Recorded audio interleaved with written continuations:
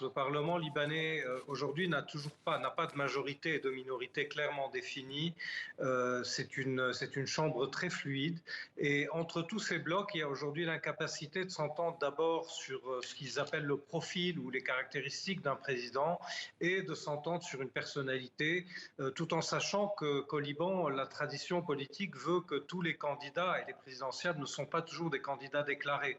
Et donc, il y a une sorte de jeu un tout petit peu obscur, un jeu de couloir qui se fait, des tractations entre les forces politiques.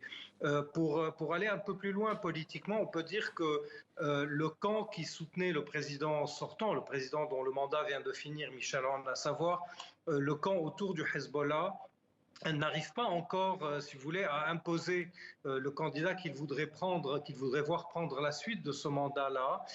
D'abord au sein de son camp même, puisque le gendre du président de la République sortant refuse tout candidat acceptable par sa propre majorité, à défaut de lui-même. Or, lui-même est sous sanction américaine et donc ne peut pas être élu. Et donc, de l'autre côté aussi, l'opposition, si l'on peut dire, n'a pas le nombre de voix suffisant pour imposer son propre candidat. On va aller probablement encore pour quelques semaines dans un jeu, disons, de convergence progressive vers un non. Et certains pensent qu'un appui amical de la France, de l'Arabie saoudite ou d'autres pays pourrait aider, mais on ne peut encore rien dire de clair et de catégorique à ce sujet aujourd'hui.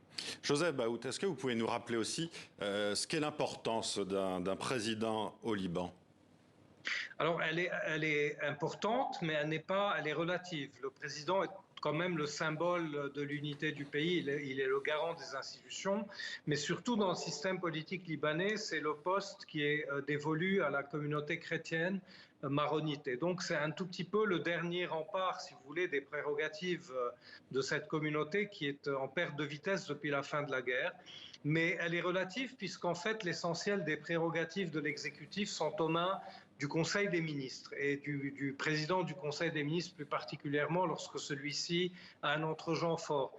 Et donc aujourd'hui, certains commencent justement, et votre question est intéressante, à se projeter dans l'après-élection présidentielle en parlant déjà de la composition d'un ticket président-premier ministre, ce qui en fait aussi contribue à rendre plus difficile le choix d'un président et complique la donne politique.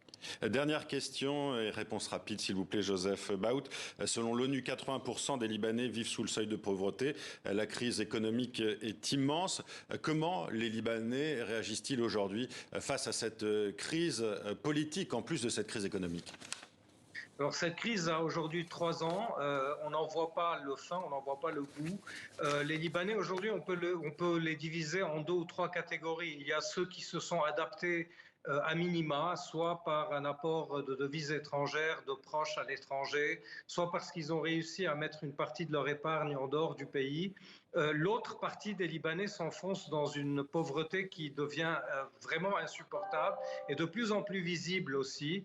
Et les troisièmes essayent soit de partir, soit de bricoler un quotidien qui est de plus en plus difficile ici, en faisant un cumul d'emplois, en essayant de trouver un tout petit peu d'argent en vendant leur travail en ligne à l'étranger, etc. Et donc on a une société qui se paupérise, une classe moyenne qui s'amenuise et qui disparaît, et de plus en plus de diplômés, de gens plus ou moins outillés qui sont en train de chercher à quitter le pays, ce qui le vide encore plus de sa ressource humaine.